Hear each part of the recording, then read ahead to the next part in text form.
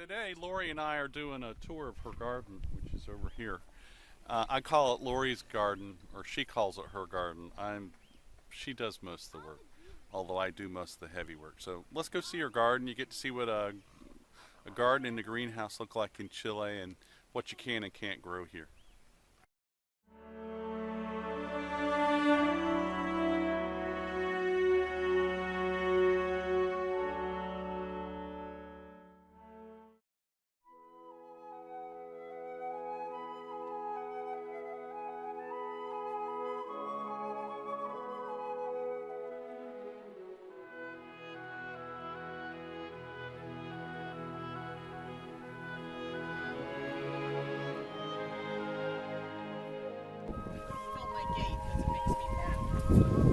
Filming your mad gate. Why does it make you mad? Why do you have that gate? Well, I have the gate to keep all the birds out, but Jim needs to build me a better gate. What birds? Hawks? Vultures? My ducks and geese who like to eat vegetables. Welcome to my greenhouse. The climate here in southern Chile is a lot like the Pacific Northwest. So in order to grow warm season crops like tomatoes and basil and green peppers and eggplants, you need to have a greenhouse. Mild summers, so plants like tomatoes need a lot of heat, and oftentimes the summers are very dry, and the winters are cool, not cold, and they're pretty wet. So in the summer I grow tomatoes, and I've got basil in there. I didn't get a chance to do peppers this year.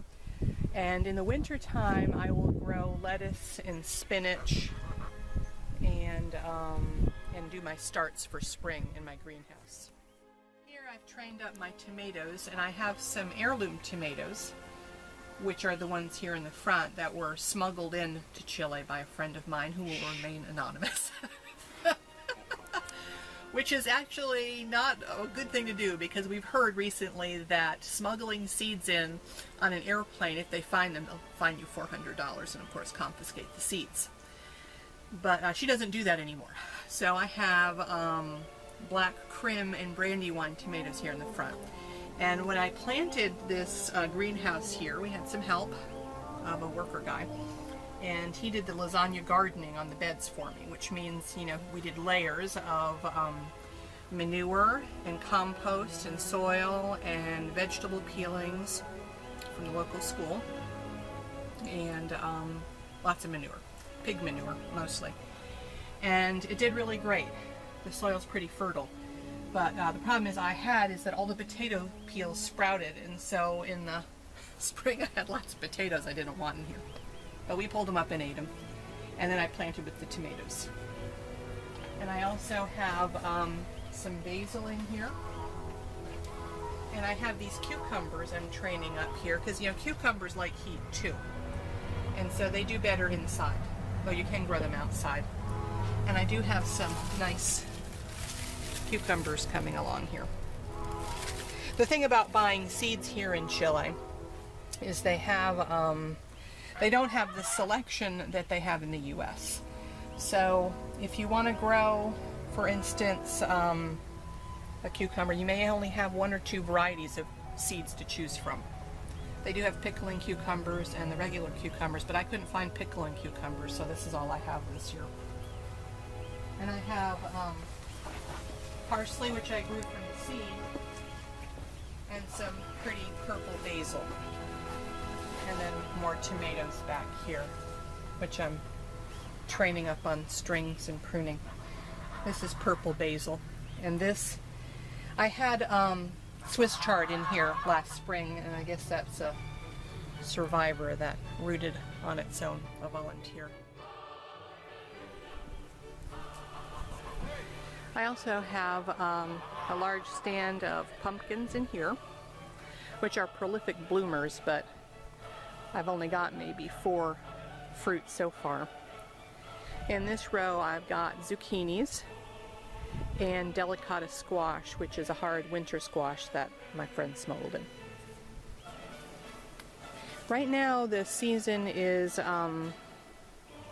it's late February, and so because we're in the southern hemisphere, that would be like late August.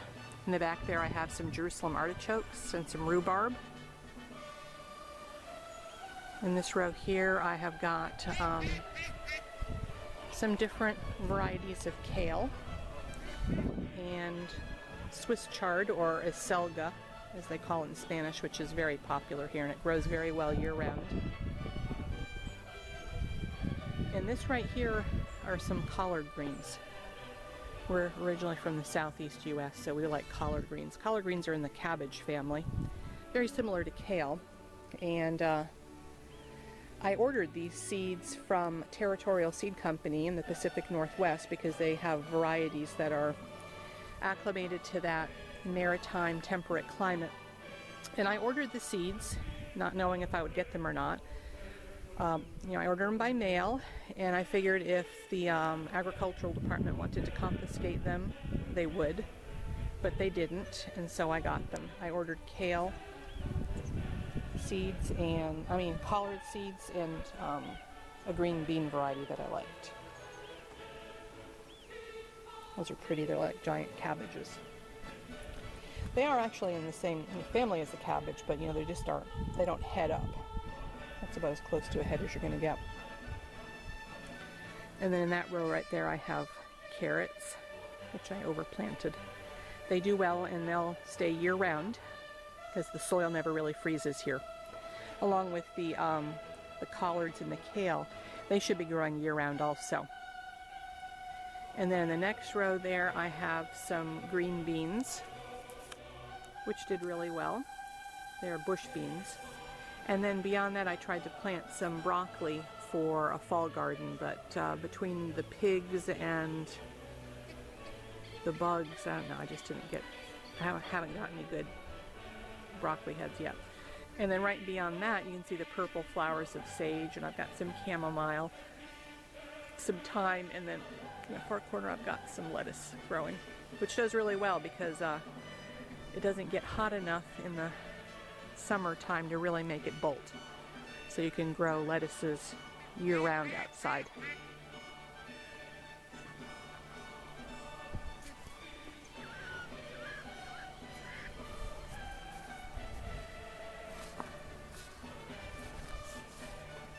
There's some pretty nasturtium. Some little zinnia flowers that Thomas, my son, planted. And then my little lettuce patch. And along, this is this weedy section here, I plan on doing another bed, but it just got to be too much, so maybe next year I'll extend it out to the fence line. And along the fence line I have cilantro growing and some cucumbers, which never really took off. And there's my little duckies, which would love to get into my garden and eat all my vegetables up. One of the things about gardening in this climate is you can't really mulch heavily in your garden because the mulch attracts things like the slugs and earwigs and all kinds of insects that hide under the mulch, and they'll eat your plants up overnight. So it's very typical here not to mulch. And I plan on my beds being permanent. Here I scrape the walkways and leave them bare, which takes a little bit extra weeding, but that's just how it is. I am experimenting with some sand here in the walkways to see if that'll help with the weed control. And then this bed here has got beets and cabbage in it, hopefully for my fall crop, but they haven't been growing too well. It smells really great here because all the blossoms of the zucchini and the pumpkins, they smell wonderful. This right here is a delicata squash. I can't tell if that's focusing. And then the other plants are zucchinis. And the pumpkins here don't ever turn orange. They're more of a green color. And they'll stay green even when they're mature. That one's kind of a small one, but it will grow bigger, and there's another one.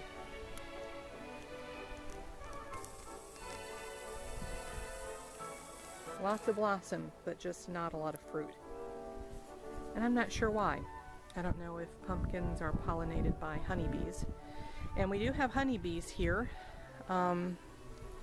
We actually had 2 hives worth of honeybees that we were trying to start out. We were beekeepers back in the States, but over the winter both hives died, and some of them relocated to that giant tree back up in there. So at least they're still alive and they're around and they're pollinating things. They just live next door in these big pain trees in the pasture right next door to us.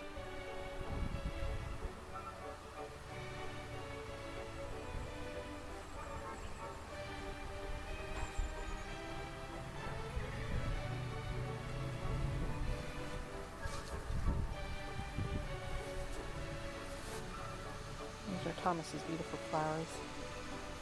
And here I'm trying to start some kale, more kale and some leeks. And this I use manure tea from rabbit manure for fertilizing.